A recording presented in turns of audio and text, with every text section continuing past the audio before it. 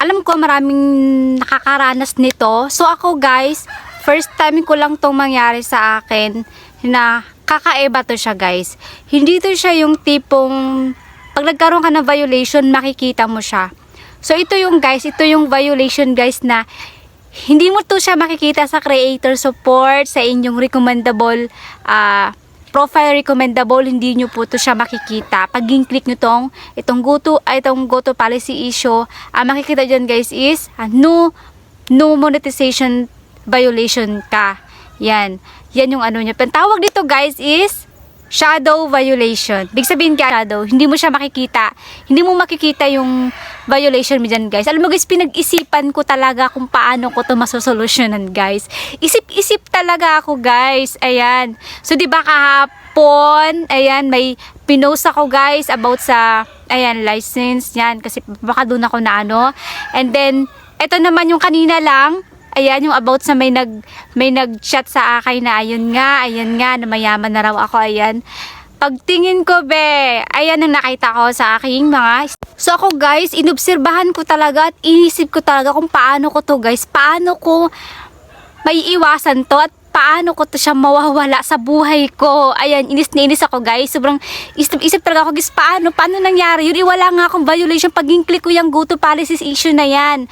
Ang lumalabas guys is iyan yung lumalabas. Wala talaga sa creator support, sa profile recommendable, wala.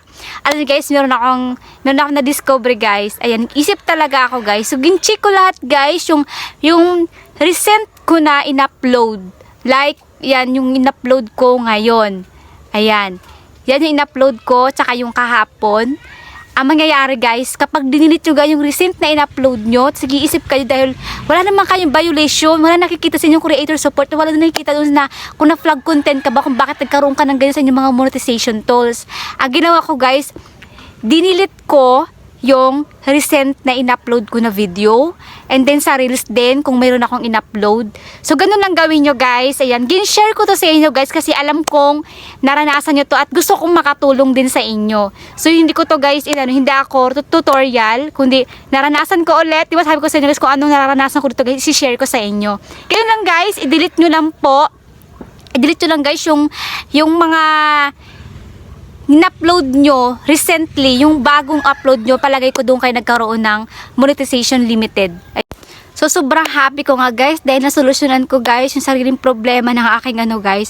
Ayan, agad-agad at saka wag yung kakalimutan guys na i-check nyo yung inyong monetization tools kasi para medyo ma-alert agad kayo guys at nang magawa agad ng solusyon. So, yun guys, gusto ko lang makatulong sa inyo kasi baka nga nakaka-relate kayo sa nangyari sa akin dito sa aking monetization tools nagkaroon ng monetization limited. So, tawag dyan guys is shadow violation. Kailangan yung ma-delete yan. Yan lang po ay yung bagong upload nyo lang guys, i-delete nyo po agad yung recent na in-upload nyo. Kasi pag ito hindi mo to dinilit at hinayaan mo lang tong monetization limited mo ng ilang araw, tapos matatabunan na yung inyong in-upload na doon kayo nagkaroon ng monetization limited. Sige kayong upload ng reels, ng in-stream ads nyo, nababawasan yung earnings nyo dyan Hindi kayo kikita dyan, pabawas ng pabawas at pababa ng pababa yan. Kaya dapat i-delete nyo na po kaagad yan. Yun lang guys, thank you.